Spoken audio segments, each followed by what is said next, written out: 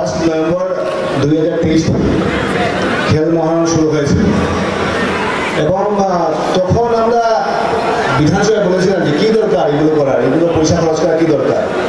কিন্তু পরবর্তী সময় আজকের দিনে বোঝা যাচ্ছে যে এই খেল মহারণের কি দরকার।